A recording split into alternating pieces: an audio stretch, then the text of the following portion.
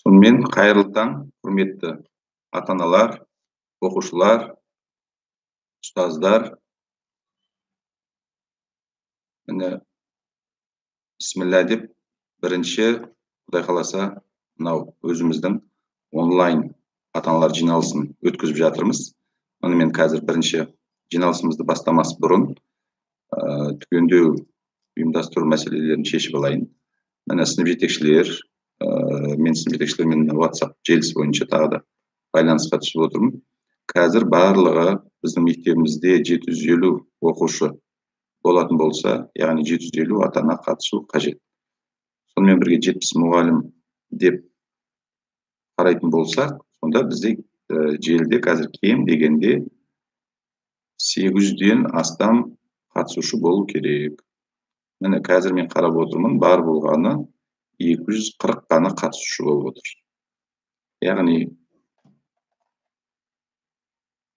қатысушылар тізімі артып жатыр, яғни әлі қосылып жатыр деген сөз. Сондықтан бір 5 минут күте тұрайық, мүмкіндік берейік қосылғанша. Сынып жетекшілерге тапсырма, тікелей сынып жетекшілер естіп отырсаңдар, өз ата-аналарыңды қадағалаңдар. Біз арнайы алдын ала ата-аналармен сөйлесіп, ең ыңғайлы уақыт деп, біріншіден жексенбі барлық ата-аналар үйде, екіншіден таңертең ұйқыларын қандырып, негізгі жұмыстарға кіріспей жатып, таңғы астарын ішіп, дем алып, міне барлығы сағат 11-де жиналысқа қатыса алады деген ең ыңғайлы уақыт деп таңдаған уақытымыз осы. Енді қазір мынау жиналыс өту барысын мен айтып өтейін. Бірінші мәселе, мен WhatsApp желісі бойынша сіздерге де хабар келді. Бүгін ең негізгі мәселе, 4 мәселе қарастырамыз. Оның біріншісі мынау карантин кезіндегі хал ахуал, қысқаша тоқталамыз. Карантин кезіндегі қашықтан оқытуды ұйымдастырудың ерекшеліктері мен дайындық жұмыстарының барысы мектептің аясында осы жұмыстар қалай ұйымдастырылып жатыр, қалай жүріп жатыр. Міне осыны тоқталамыз. Одан кейін қашықтан оқыту кезіндегі мектеп әкімшілігінің, мұғалімдердің, ата-аналардың, ұстаздардың алдарындағы негізгі міндет. Яғни біз онлайн қашықтан оқытуды неғұрлым сапалы, тиімді өткізудің жолдарын қарастырып, ақылдасып, шешіп алуымыз керек. Және одан кейін әртүрлі сұрақтар, әрине көп сұрақтар бар деп ойлаймын. Сондықтан кері байланыс жасаймыз. Енді осы 4 сұрақтың аясында жиналыс жүргіземіз. Жиналысты жүргізу енді арнайы әртүрлі платформаларды ойластырып, қарастырып, мен арнайы осы өзіміздің YouTube каналындағы лицейіміздің арнайы каналы бар. 92 мамандырған лицейдің YouTube каналы. Мен осы платформаны таңдадым. Біріншіден бұл жерден бір жақты, яғни видео, аудио ақпарат беруге болады. Яғни жүргізуші тарапынан, менің тарапынан. Ал сіздер сұрақтарыңызды, міне қазірдің өзінде жазып отырсыздар. Чат арқылы сұрақтар келіп жатыр. Сондықтан жұмысымызды тиімді пайдалану үшін әр түрлі мекеменің, әр түрлі әлеуметтік ортаның өзінің мәдениеті болады. Сол мәдениетіне сәйкес ең бірінші ақпарат алмасу тиімді болу үшін, эффективті болу үшін көп ақпарат жаза берудің қажеті жоқ. Нақты ғана сұрақтар қойсаңыздар болды. Вот міне амандасып жатырмыз, жақсы, өте жақсы. Амандық саулығымызды білісіп жатырмыз. Тек қана сұрақтарыңызды қойсаңыздар болады. Сонымен қазір міне 297 участник қатысушы болды.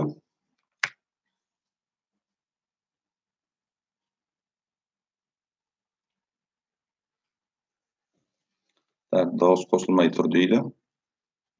Мен жаңа қосылмай тұрған шығар, микрофонды қостым. Қазір қалай дауыс естіліп тұр ма? Дауыс естіліп тұр. Жақсы. Видео бар, дауыс естіліп тұр. Міне, онда бір 2-3 минут күтейік. Сол 2-3 минуттан кейін 300 қатысушы болды. Бір 350 қатысушы болса, жиналысымызды жайлап бастай берсек болады.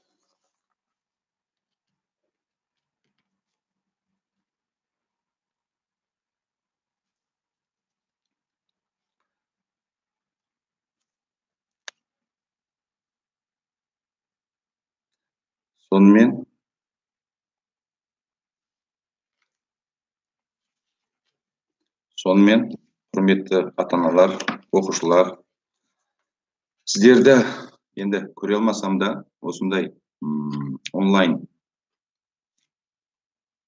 платформасы арқылы жиналыс жасап, кері байланыс орнатып отырғаным біріншіден қуаныштымын.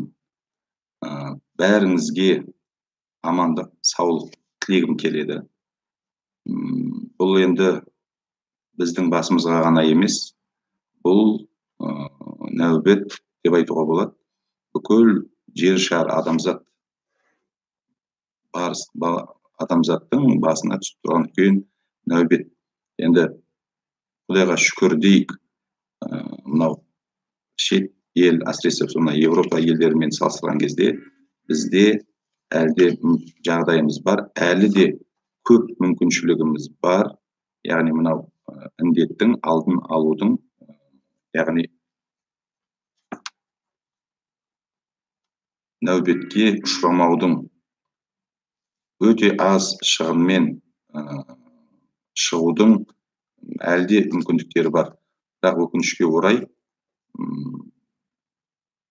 біраз кеткен кемшіліктер де бар. Сондықтан міндетті түрде осы мәселелерге тоқталып өту қажет деп есептеймін.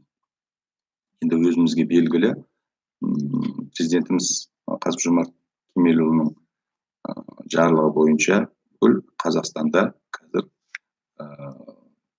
карантин, яғни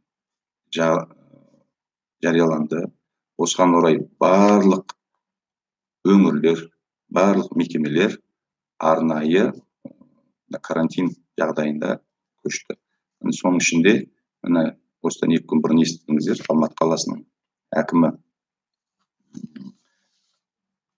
Бақытжан Әбдірұлының бүгінгі күннен бастап осы мынау карантин кезіндегі тәртіпті одан да қатаңдату тапсырмасы бойынша қазір енді тек қана жұмысқа арнайы рұқсат етілген адамдар ғана бара алады. Жеке көлікпен де жүруге болмайды. Сондықтан біз толығымен қазір үй жағдайында, яғни карантинге көштік. Сондықтан мен ойлаймын, енді барлығы да айтып жатыр, мен де өзім ойым, қазақ айтады, батырға да жан керек. Қазіргі індетті әлеуметтік желілерде қарайтын болсаңыздар, үлкен кәдімгідей соғыспен салыстырып отыр.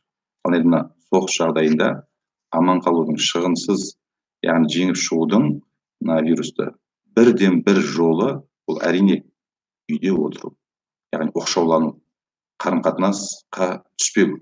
Неғұрлым қарым-қатынасқа түспей оқшауланатын болсақ, және де жеке бас гигиена, тазалықты сақтайтын болсақ, онда біз бір ай, енді басшылар айта жатар, дәрігерлер айта жатар, осы нәубеттен құтыла аламыз. Сондықтан мен мектептің басшысы ретінде осы карантин жағдайында сіздерге талап ететінім, оқушылардан, ата-аналардан, ешқандай далаға шықпай, ешқандай қонаққа бармай, тек үй мәселесінде, үй жағдайында отыруларыңызды мен талап етемін. Және де мектеп басшысы ретінде осы үй жағдайында барлық мүмкіндікті пайдаланып, оқу үдерісін сапалы, тиімді жүргізуді, ұйымдастыруды барлық қолымыздан келгенше қолыма аламын, соны жүргізуге барлық күш-жігерімізді салатын боламыз. Әрине, бұл жерде айта кететін мәселе, әртүрлі әңгімелер бар, әртүрлі ақпарат көздерінен сан қилы жолдар жүріп жатыр. Қазір мына ғылым және білім министрлік тарапынан үлкен дайындық жұмыстар жүріп жатыр. Оны естіп жатырсыздар, мына телеканалдардан сабақтар жүреді. Онымен қатар дарын орталығы, одан кейін әртүрлі өңірлердің өздерінің жеке мұғалімдердің біліктілігін жоғарылату, яғни оқу басқармаларының тарапынан ұйымдастырылып жатқан әртүрлі жұмыстар, дайындық жұмыстары қазір қауырт жүріп жатыр. Бірақ енді оның барлығы біздің осына оқу сапасының, яғни онлайн, яғни қашықтан оқу кезінде түсіп қалмай, мемлекеттік стандартқа сай өтілуін қамтамасыз етуге жұмыстанып жатыр. Енді мен мынандай нәрсені айтқым келеді. Мектеп республика бойынша 7000-нан астам мектеп болатын болса, сол мектептердің типтері көп, өте көп. Ауылдық, яғни аз қамтылған мектептер бар, қаланың өзінде гимназиялар, лицейлер және орта мектептер болып бөлінеді. Әр мектептің ерекшелігіне сай өздерінің оқу жоспарлары да әртүрлі. Енді біздің мектебіміз мынау республикадағы 130 мектептің ішіне кіреді, яғни дарын жүйесіндегі мамандандырылған мектеп лицейлер. Біздің мектептің мамандандырылған мектеп лицейлерінің оқу жоспары бөлек, өзгеше. Сондықтан мен бірден түсініктеме жұмысын бергім келеді. Мынау арнайы қазір кестелер құрылып, телеканалдардан сабақ өткізу кестелері таратылып жатыр. Онымен қатар әртүрлі өңірлердің, жаңағы Алматы қаласының арнайы білім басқармасының ұйымдастыруымен жасап отқан оқу кестелері бар, онлайн сабақтар жүйесі. Біздің біраз мұғалімдеріміз сол жерде жұмыс жасап жатыр. Ол кестелер бар. Және де біздің өзіміздің мектептің арнайы дайындалып отқан оқу кестесі бар. Сондықтан ата-аналарға бірден түсініктеме беріп кеткім келеді. Қалай біз жұмыс жасаймыз? Қай кестеге сай жұмыс жүргіземіз? Оқуымызды біз қалай ұйымдастырамыз? Сондықтан біздің лицейдің статусына сәйкес мамандандырылған лицей болғандықтан біздің өзіміздің жеке оқу жоспарымыз бар. Құдайға шүкір, мен көзім жетеді. Біздің 70 лицейіміздегі мектептегі мұғалімдердің барлығында біліктілігі, яғни қашықтан оқытуға толық мүмкіндіктері бар. Біріншіден.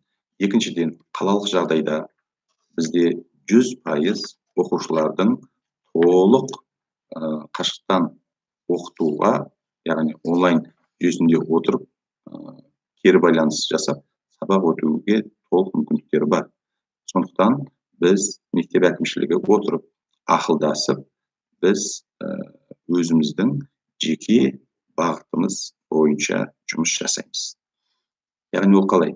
Біріншіден, біз алдымен ең негізгі қолданатын онлайн платформа ол мына Zoom платформасы және күнделік KZ, өзіміздің күнделік журналымыз, кері байланыс платформамыз. Осы екі құралды біз пайдаланамыз.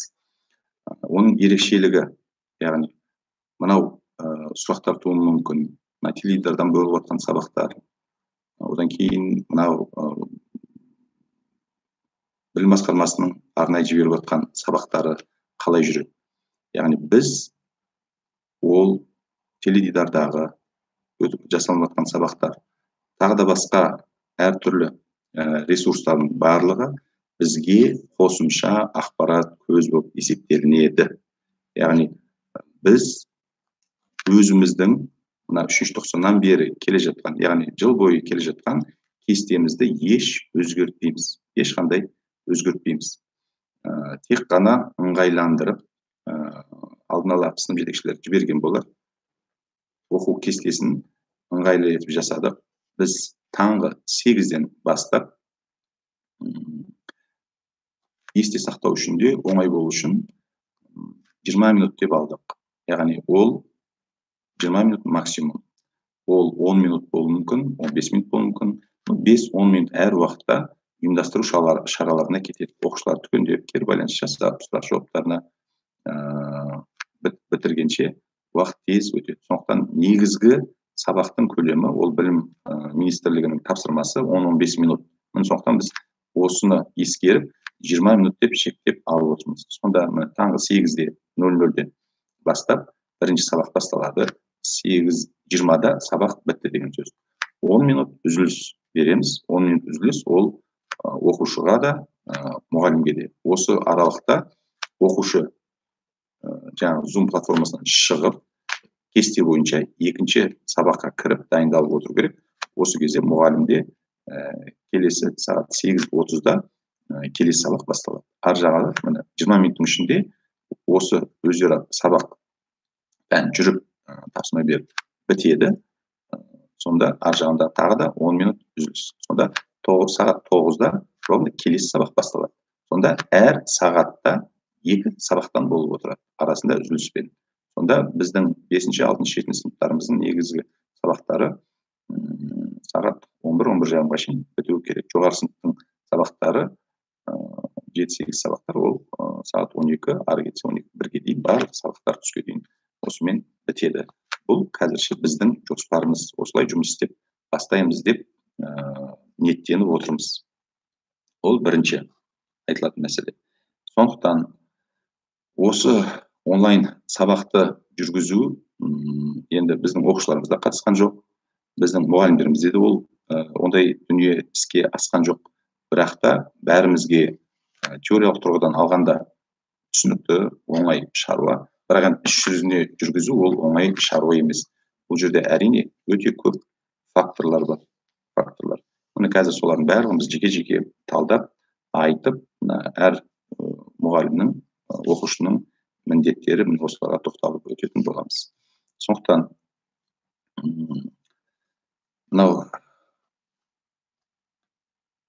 енді нақтылайтын болсақ, мынау қашықтан басқару болғандықтан қарым-қатынас әрине мынау WhatsApp, Telegram, кәдімгі телефон, тағы басқа әлеуметтік желілер, телефон желілері арқылы өтетін болғаннан кейін біз сабақты өткізуді тек қана осы Zoom платформасында жүргіземіз деп келістік.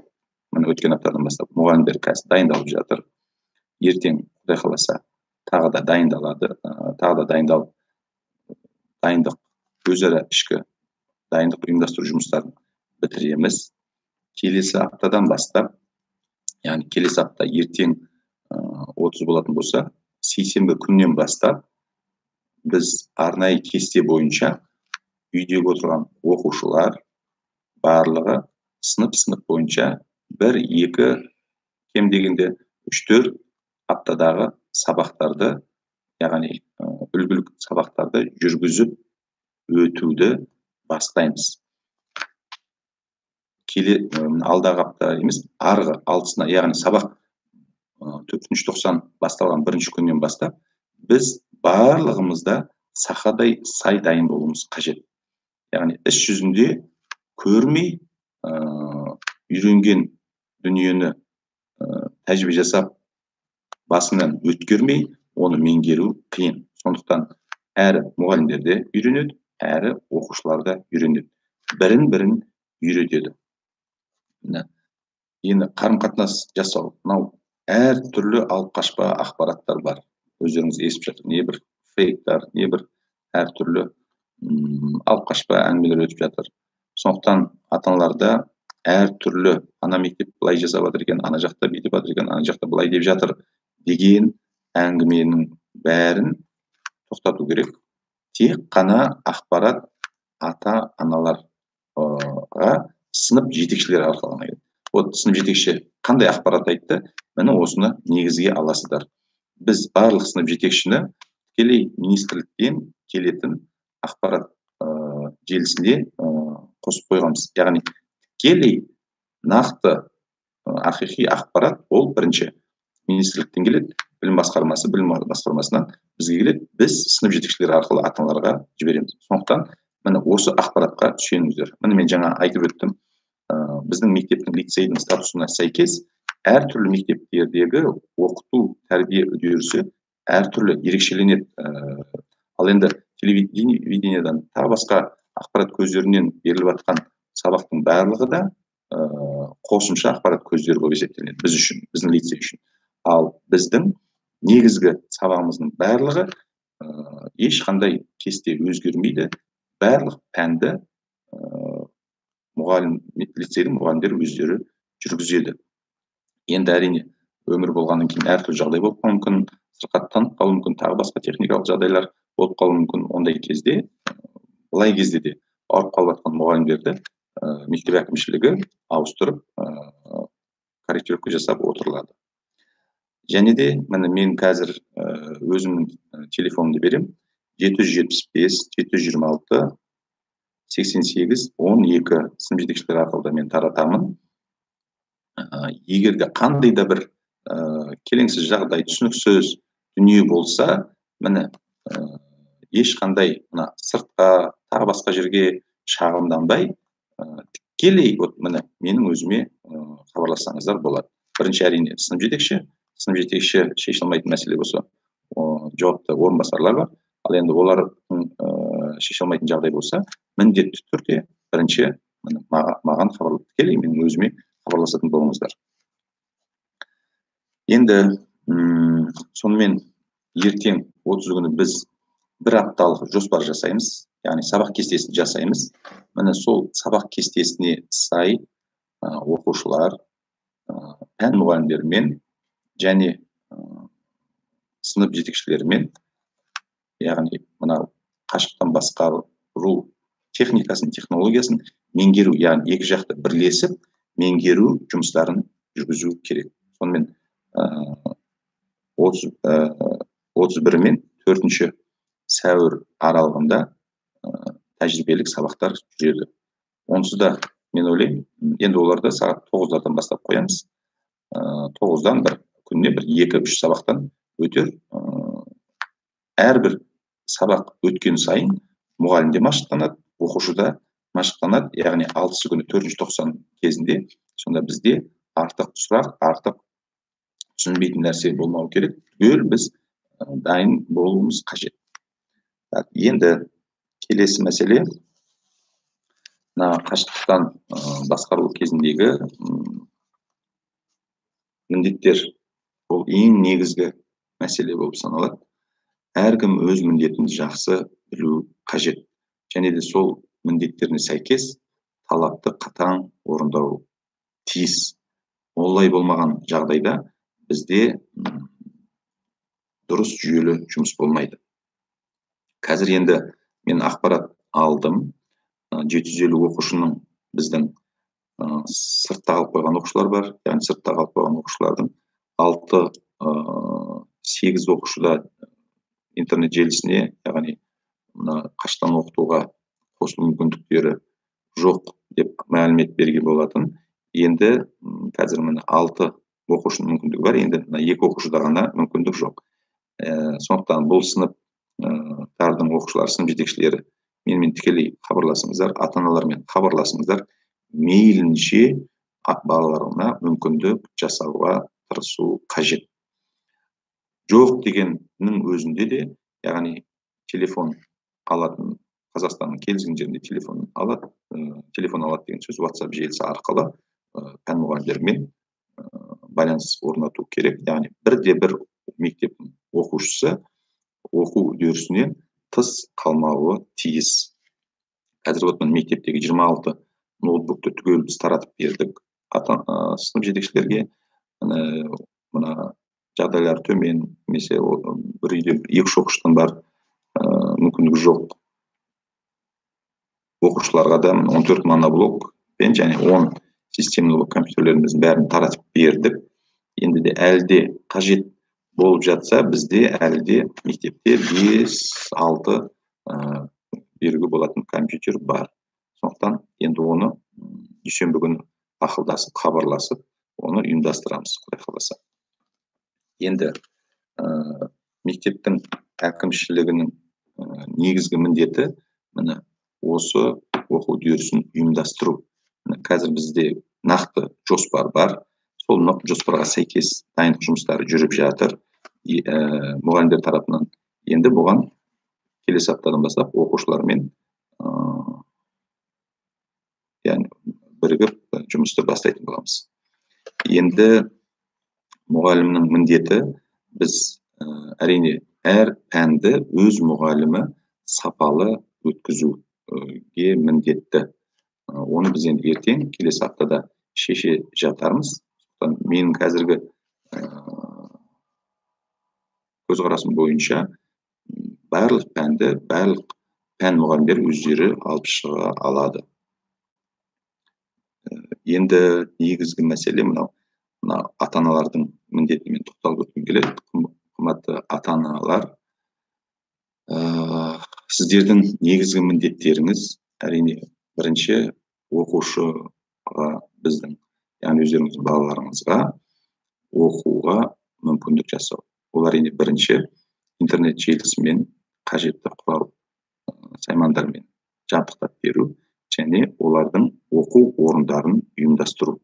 Біз арнайы бұл міндеттердің барлығын оқушының талабы, ата-ананың талабы бәрін біз жазбаша түрде жазып жібереміз. Мен жалпы қазір тоқталып отырмын.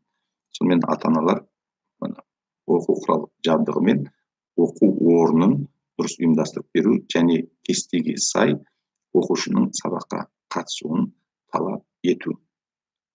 Соны қадағалау сіздер тарапынан. Ең негізгісі міне осы. Сіздердің үлкен көмектеріңіз міне осы болады. Ал енді оқушының міндеті әрине бұл жерде белгілі. Тәртіп болмаған жерде ешқандай білім, сапалы оқу жүрмейді. Сондықтан біз талаптың бәрін тағы да жазбаша түрде жазамыз. Талапты қатаң сақтау. Яғни міне уақыт айтылды ма? Міне бүгін қазір міне жиналыс деп жарияладық. 750 оқушының ата-аналары міне қазір 70 мұғалім отыр десек, қазір 350 ғана, 360 ғана ата-ана қатысып отыр. Яғни жартысы жиналыста жоқ деген сөз. Міне сондықтан ең негізгі келесі аптада дайындық жұмыстарына қатысу, мейлінше меңгеру. Дайындық жұмысы барысында әртүрлі білім-білік дағдылар қалыптасады. Әртүрлі жаңа тың идеялар келуі мүмкін. Міне сондықтан біз дайындықты дер кезінде дұрыс ұйымдастыра алуымыз қажет. Енді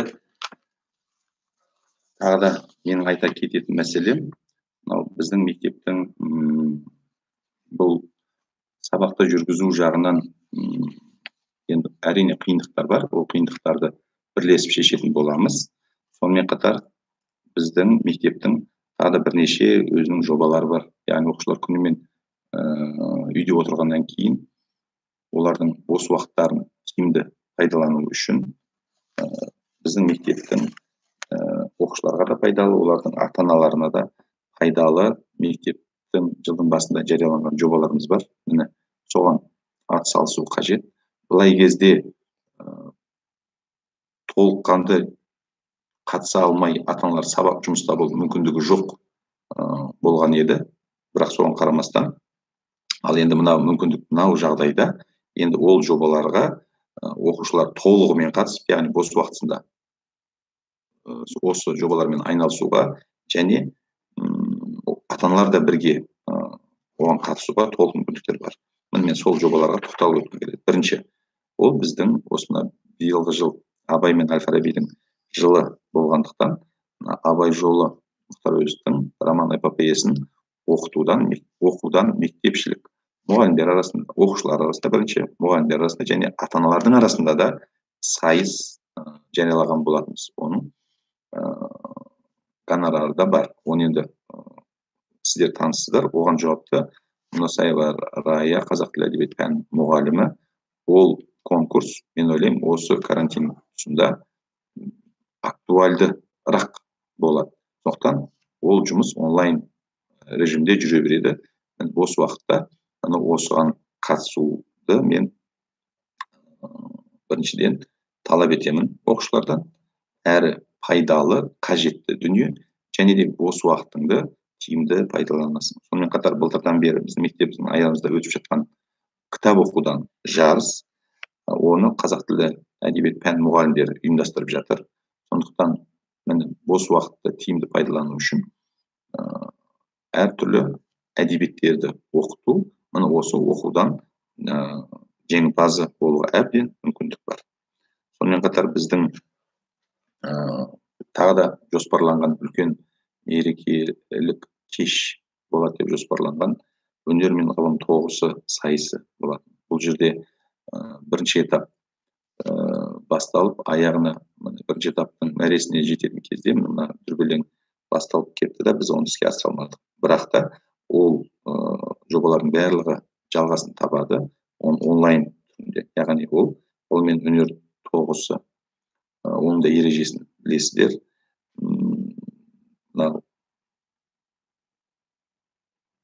Абайға қатысты тағылымға жауапты Кенжегүл апай, қазақ тілі әдебиеті пәні мұғалімі. Ал енді Әл-Фарабиге қатысты жобаларға жауапты біздің Гүлсім апайымыз жауапты. Сондықтан осы жобаларды ары қарай жалғастыра беруді мен талап етемін. Одан кейін біздің тағы да бір бастаған жобамыз ол Абай ғибраты және Әл-Фарабидің тағылымы челленджі болатын.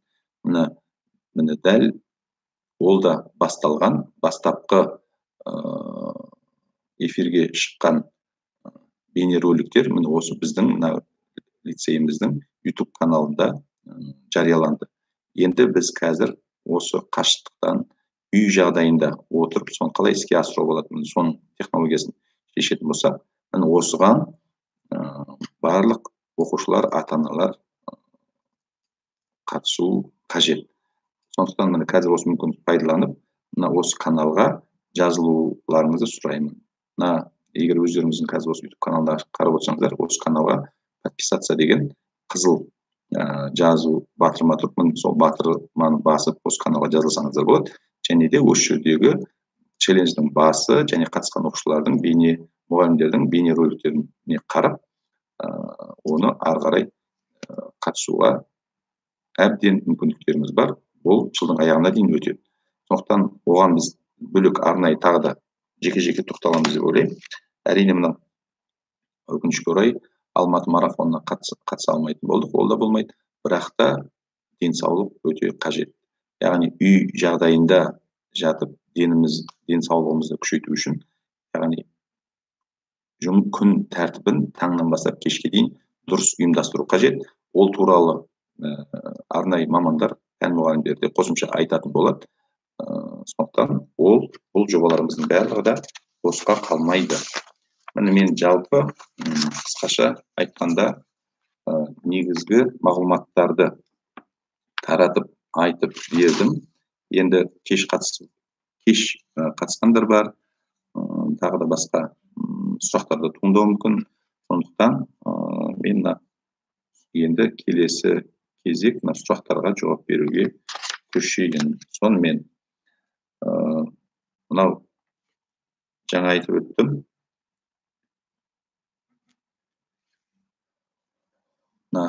Әртүрлі мекеменің, әртүрлі ортаның өз мәдениеті бар. Сондықтан мынау қашықтан қарым-қатынас жасау, қашықтан оқытудың да өз мәдениеті, ақпарат желісін, яғни қарым-қатынас жасау желісін бос ақпаратпен қоқыстамау. Тек қана нақты, қысқа, нұсқа, қажетті ғана сұрақтарға ғана жауап, сұрақтарды қою, яғни кері байланыс орнату. Сондықтан мына осы каналдың кері байланысы бар. Осы жерге сұрақтарыңызды жазып отырыңыздар. Мен қазір мейлінше барлық сұрақтарды жауап беремін деп ойлаймын. Мына жерде қазір көріп қалдым. ББЖ, ТБЖ болады ма деп. 490 қысқа 90 болғаннан кейін мынау бөлімдік бақылау жұмыстары болмайды. Тек бірақ қана жұмыс болады, ол 90-дық бақылау жұмысы. Сондықтан міне ата-аналарға да міне үлкен сын. Біраз қаншама ата-аналар бар. Біз кезінде білмей қалдық, көрмей қалдық. Балам жақсы оқып жүрген еді, дұрыс баға болмай қалды, соны 90-дыққа бағасы төмендеп қалды деген біраз көптеген ата-аналар шағымдан келеді мұғалімдерге. Міне қазір өте әдемі сәт. Керек па? Балаңызбен бірге отырып қатысыңыз, оқыңыз, сабақты қадағалаңыз. Және де міне сол 90-ның соңында 90-дық бақылау жұмысын балаңызбен бірге отырып жасаңыз. Нақты қандай баға алады, міне сол 90-дыққа қойылады. Сондықтан бұл 90-ның ерекшелігі бөлімдік бақылау жұмыстары болмайды, тек қана бірақ 90-дық бөлім жұмысы, ТБЖ ғана болады. Осыған дайындалыңыздар. Так, енді келіп түскен сұрақтар. Так, техкап болады ма дейді. Техкап болады. Оны енді білім басқармасы күзге ауыстырып отыр. Онлайн сабақтар қай уақытқа дейін болады? Онлайн сабақтар әрине мынау карантин жағдайына байланысты. Енді менің ойымша, осы 490 толық осы қашықтан басқарудыға арнау керек шығар деп ойлаймын. Так. Келесі сұрақ. Бізде 2 оқушы, бірақ бір компьютер сабақтар бір уақытта бола ма? Веб-камера алу міндетті ма? Әрине, оны айттық қой. Егер 2 оқушы болса, біз бар мүмкіндігімізді беріп, мынау әлде мектепте 5-6 компьютер бар. Байланысыңыздар. Әр оқушыға жеке-жеке жұмыс орын болу керек. Неге? Себебі таңертеңнен түске дейін бәрі бір уақытта өтеді. Сондықтан әр оқушының өзінің жеке оқу орны болу керек. Кем дегенде, жоқ дегенде, мынау смартфон арқылы да қосылып сабақты өте беруге толық мүмкіндік бар. Так, 9 сыныптар госэкзамен қалай тапсырады? Так, госемтихан, ЕНТ, мына негізгі емтихан, барлығы да ол ережеге сай өтеді. Біз қазір әлі нақты ешнәрсе айта алмаймыз. Оған жауапты негізгі білім ғылым министрлігі бар.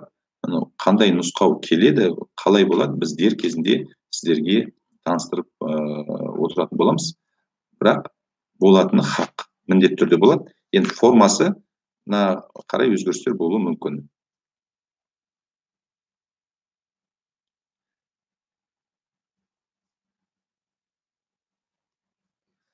Так, енді мынау қаланың сыртынан қалып қойып, интернет желісі болмай қиындыққа ұшыраған оқушыларға қандай жеңілдіктер? Ешқандай жеңілдік жоқ.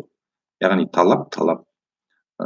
Мейлінше мүмкіндік пайдаланып, яғни ол мұғалімнің де, оқушының да міндетті білімді біз меңгеруіміз керек.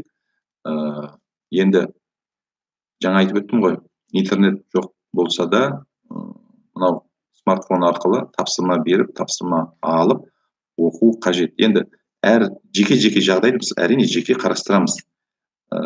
Оны біз жұмыс барысында жеке-жеке оны айтыңыздар. Біз әрине біздің мақсатымыз қырып жою емес, біздің мақсатымыз білім беру. Біз бірінші мейлінше осы мүмкіндікті пайдаланып дұрыс білім беруге тырысамыз. Ал енді бірлі-екілі жағдайлар болып қалса, оны әрине ескереміз. Барлығы да.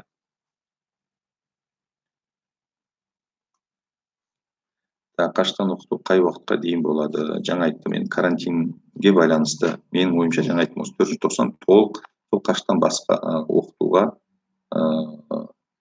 дайын болуымыз керек. 490-ға соңына дейін қаштан оқу болуы мүмкін. Енді мен еш нәрсе айта алмаймын, алды айта алмаймыз, бірақ соған дайын болуымыз керек.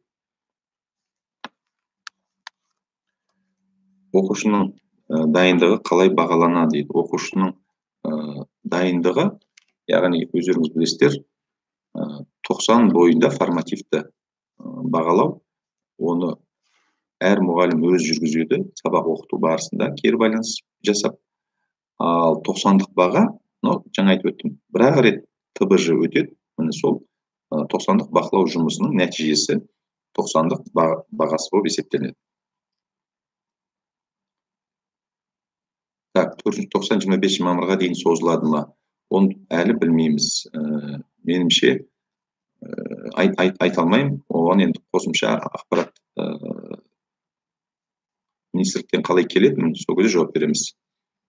Мектептегі оқулықтарды болады ма? Әрине болады. Қанша рет айтып жатырмыз, келіп алып кетіңіздер осы уақытқа дейін. Біз барлық мүмкіндікті жасаймыз. Қандай сұрақтар бар? Тікелей маған жаңа айттым ғой, телефон 775 726 88 12. Хабарласып, телефон соғып сұрасаңыздар болады.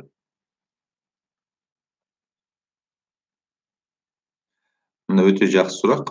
Техникалық ақауларға қатысты интернет желісін шығып кеткен жағдайда сабақты қайта қарау үшін мүмкіндіктер бола ма? Иә, біз ұйымдастырып, арнайы біз осы Zoom платформасын арнайы пакетін сатып алайын деп отырмыз. Яғни ол жерде біз барлық сабақты жүргізуді қадағалай аламыз, біріншіден. Екіншіден, ол жерде сабақтың бәрін толық видео запись, яғни жазып алу мүмкіндігі бар. Және де осы каналға жазылыңыздар деп жатқан себебім, барлық сабақтар жазылады, және де сол кестеге сәйкес осы біздің мектептің осы каналында сақталынады. Сондықтан сабаққа қатыса алмай қалған оқушы, немесе дұрыс түсінбей қалған оқушы, осы әрбір өткен сабақты қайтадан көріп, қайталап, бір емес бірнеше рет қайталап көруге толық мүмкіндік болады. Так, енді міне баланың үй жұмысы қалай тексеріледі? Енді бұл жерде біз жаңа айттық, Zoom платформасы сабақ өту үшін пайдаланылады. Ал енді кері байланыс орнату, үй тапсырмасын беру, қосымша ақпараттар беру, ол күнделік арқылы жүреді. Сондықтан кері байланыс жасау, жаңа бағалау, ол әрбір мұғалімнің міндеті.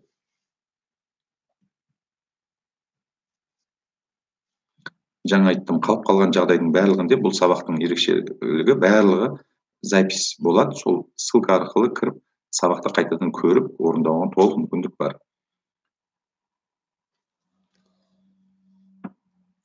Дене шынықтыру сабақтар болмай қойса дейді. Дене шынықтыру сабақтар болмайды деген нәрсе жоқ. Ол тапсырма, яғни мемлекеттік стандарт орындалу керек. Дене шынықтыру пәні мұғалімде, дене шынықтыру пәні, барлық қосымша пәндер түгел өтеді, түгел болады.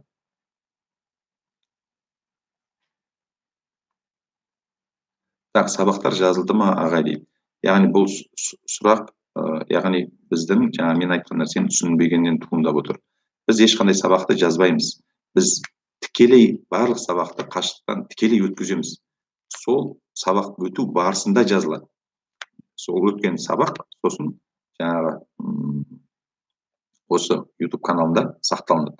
Ал енді жазылып жатқан сабақтар, жаңа айттым, ол министрлік тарапынан жазылып жатқан сабақтар, дарын тарапынан жазылып жатқан сабақтар, Алматы қаласының білім басқармасының әртүрлі өңірлердегі болып жатқан жазылып жатқан сабақтар бар. Олардың барлығы да біз үшін қосымша дерек көздер болады. Міне, сабақты өттік па, оқушы түсінбеді ма, немесе ары қарай сол білім жетілдіргісі келді ма, оның ссылкаларының барлығын, дерек көздерінің барлығын пән мұғалімі беріп отырады.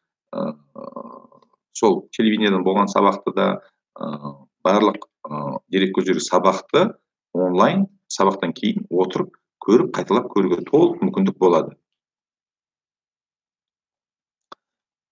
Яғни сабақты жеке-жеке қалай айтады?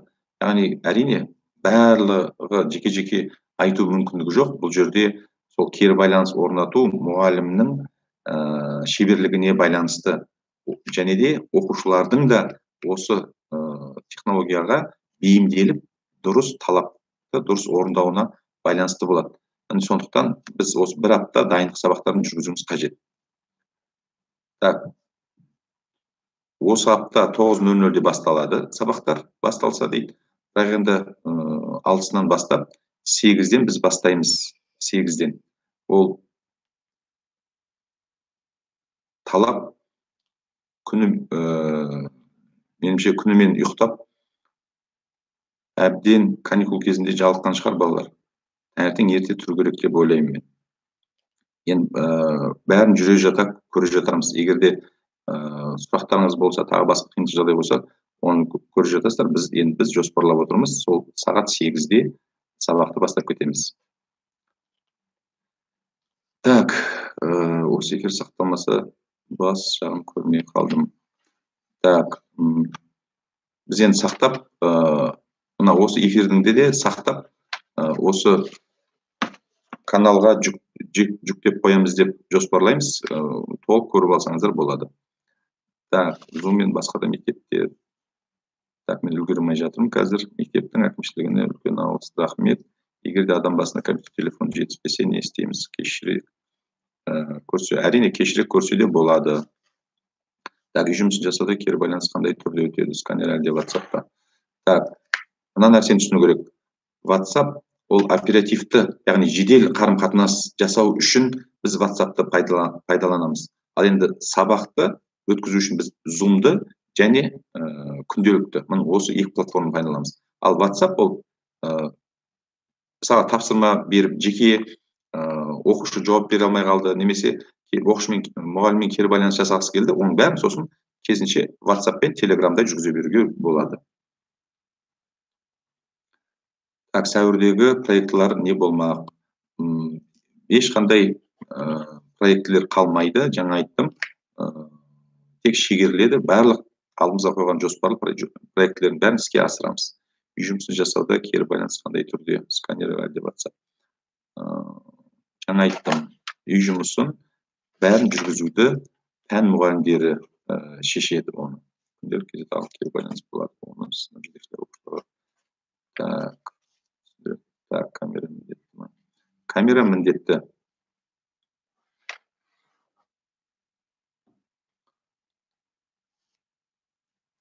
Так. Жақсы сұрақ, балалардың формасы қалай болу керек? Енді мен де осыны ойланып отырмын. Әрине, үй жағдайы болғаннан кейін, енді далаға шықпайды. Меніңше, мәдениетті сақтау керек. Сол мектеп формасымен отырса, өте жақсы. Бірақ та мектеп формасы болмаса да, қарапайым, тиянақты мектеп форма болу керек.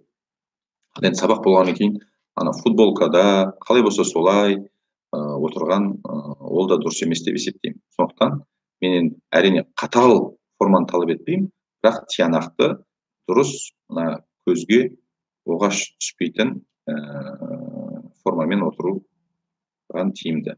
Одан кейін жаңа айттым, қазір тағы да айтайын, тағы басқа форма қатыстырылады ма? Так, жаңа айттым, біз әкімшілік ақылдасып осы тек Zoom-ды пайдаланамыз дедік. Күнделік екеуін, әрине күнделікте де толық мүмкіндік бар, бірақ күнделіктен біз қорқамыз.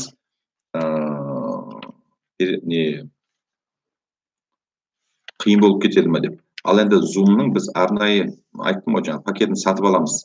Сатып алғаннан кейін оның сапасы болады деп есептеймін. Принтер қажет болады ма? Принтер қажет болады деп ойламаймын. Болса, бірақ артық болмайтын шығар. Жаңа айтып өттім, мемлекеттік емтихандар бәрі қалай болады? Оны мен қазір жауап бере алмаймын. Оны уақыт келгенде жауап береміз. Айтамыз, бірақ болатыны хақ. Так, информатика пән мұғалім телефон нөмірі болады ма? Бұндай сұрақтардың барлығын мен жаңа айттым ғой. Нақты маған сұрақ қойыңыздар, мен сол сұрақтарға жауап берейін. Ал енді мынандай ағымдағы сұрақтардың барлығын сынып жетекшілерден сұрап алуға болады. Так, енді сұрақтар қайталанып жатыр. Так, мектеп формасын керек емес деп айтты ғой министрлік. Әрине, дұрыс. Міне тағы да міне осындай сұрақтар қарама-қайшылық тудырады. Мен жаңа тағы да айтып отырмын. Мен де мектеп формасын қатал талап етіп отырған жоқпын. Оны костюммен, галстук тағып, ол қатал отыру міндетті емес әрине. Но бірақ ол деген сөз майкамен, жаңа футболкамен отыру деген сөз емес қой. Мен жаңа айтып отырмын. Егер формамен отырсаңыздар өте жақсы. Ал енді отырмаймын десеңіздер, қарапайым, тиянақты формамен отыру керек. Яғни қашықтан басқарудың да мәдениеті болу қажет деп есептеймін.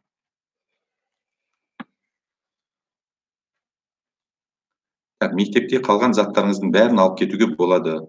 Келіп алып кетіңіздер. Не болса да барлығында.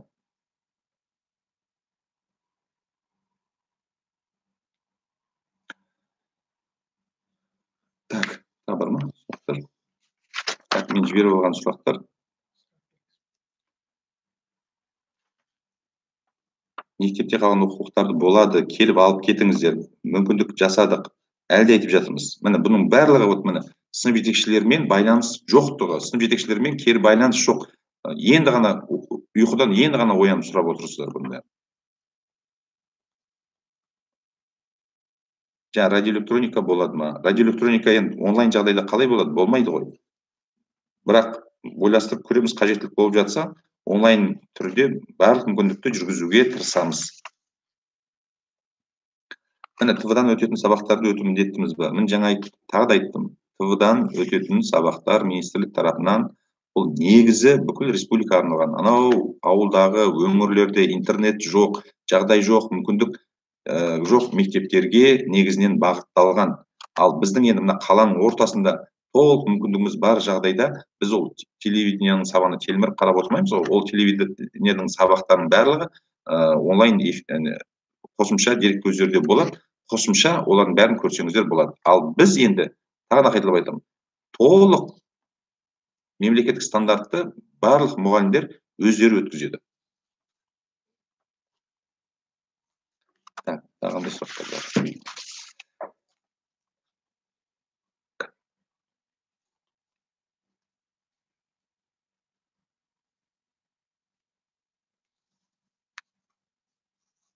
Так, екі баласы бар ата-аналар екі балаға бөлек оқу орны болған өте дұрыс мүмкіндік болып жатса. Ал енді мүмкіндік болмаған жағдайда біреуі компьютерде, екіншісі смартфонда, немесе екеуі де смартфонда отырып өткізген дұрыс. Жаңа айттым, ол сабақтың барлығы запись жасалынып, осы біздің каналда сақталынады. Сондықтан қосымша соны да көріп пайдалануға толық мүмкіндік болады. Сондықтан осы каналға толық жазылыңыздар. Жаңа айтып өттім ғой, подписаться деп. Әрине мына сұрақтар қайталанып жатыр.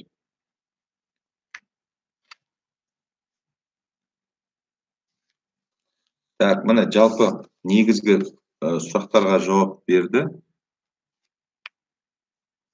Міне облыста тұрамыз, кітаптарды қайтып аламыз. Білмеймін, қайтып алатындарыңызды.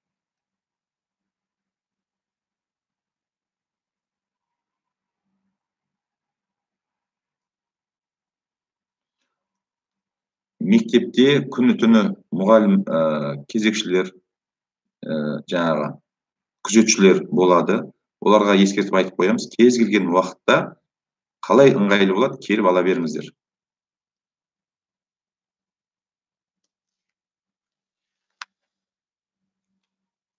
Так, енді негізгі сұрақтарға мен тағы да жауап берейін.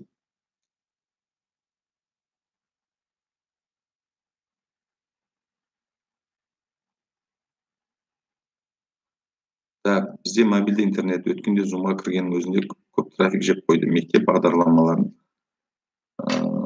трафикті жеңілдік болады ма? Енді оны мен шеше алмаймын. Әрине біз бұны өтініш қылып айтамыз, әрине. Ол айтылып та жатыр.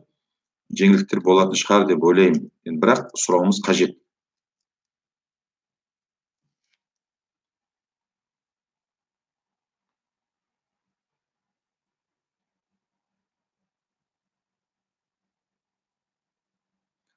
Так, сонымен онда ата-аналар біз мына бүгінгі жиналысымыз енді 1 сағатқа созылды. Міне 417, міне бұның өзі міне мен қазір көңілім толмай отыр.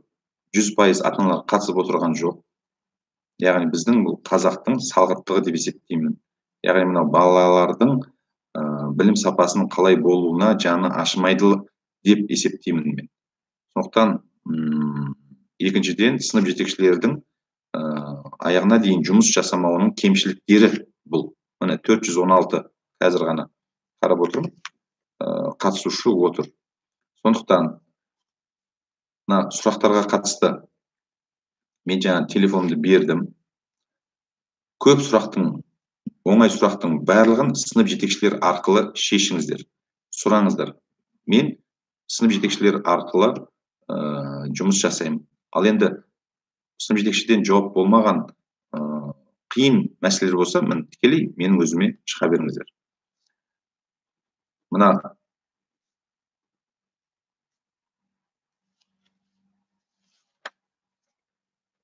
жаңа айттым ғой, бізде әлі мектепте бар 5-6 компьютер бар әлі.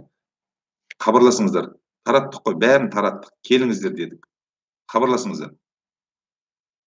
Тек қана нақты, тиянақты сұрақтар қойыңыздаршы. Міне сұраққа қатысты мен соңғы бір ақпаратымды айтайын, осымен жиналысымызды аяқтайық. Сұрақ 3 түрлі болады, қымбатты оқушылар, ата-аналар. Бірінші сұрақ шын сұрақ, екінші сұрақ сын сұрақ, үшінші сұрақ жын сұрақ дейді. Жын сұрақ деген сөзінен өзінен түсінікті. Ол өзіне де пайдасы жоқ, өзгеге де пайдасы жоқ, құр бос уақытты алатын адамның ашуына тиетін, немесе тағы басқа жын деген сұрақ сөзге сәйкес келетін сұрақтар. Ондай сұрақ ешкімге қажет жоқ. Екінші сұрақ ол сын сұрақ дейді. Сын сұрақ ол өзің біліп тұрып, ол қарсыласың біле ме, білмей ме деп әдейі сынап қойылатын сұрақ. Ол ондай сұрақ қою жақсы мәдениетті адамның сұрағы емес.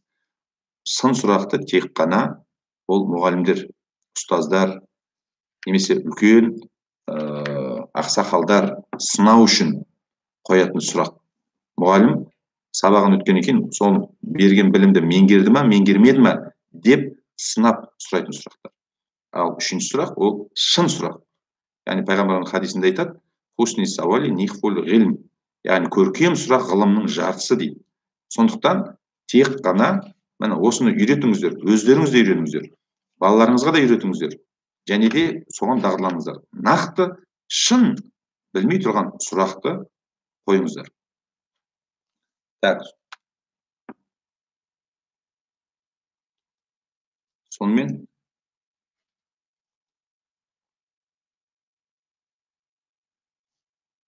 сұрақтардың бәрі қайталанып жатыр. Енді қалған сұрақтарыңыздың барлығын сынып жетекшілерге жолдайсыздар. Сынып жетекшілер арқылы біз жүйелі, тұшымды жауап беруге тырысамыз. Егер одан жауап бере алмайған жағдайда тікелей маған өзіме шықсаңыздар болады. Сонымен тағы да ережені сақтайық, араласпаймыз, сыртқа шықпаймыз, үйдегі режимді қатал және тазалықты қатаң сақтаймыз. Еліміз аман, халқымыз бүтін болсын, аспанымыз ашық болсын. Құдай қаласа бәріміз бірлігіп, бірлесіп жұмыс жасайтын болсақ, алынбайтын қамал жоқ. Мен мынау қашықтан басқару, қашықтан оқыту бізге білім сапамызға ешқандай нұқсан келтірмейді, керісінше білім сапамыз жоғарылайды деп есептеймін. Және де сонымен қатар көп деген қызықты, тиімді, тың жағдайлар туындайды деп есептеймін. Сондықтан бұлдан да алатын ғибрат көп. Тағы да біз жиналысымызды бұмен аяқтамаймыз. Бәлки аптасына 1 рет осындай жиналысқа эфирге шығып, кері байланыс, қарым-қатынас жасап отырамыз деп жоспарлаймын. Сондықтан құрметті ата-аналар, бәріңізге, қатысқандарыңызға үлкен рахмет. Сау саламатта болып тұрыңыздар.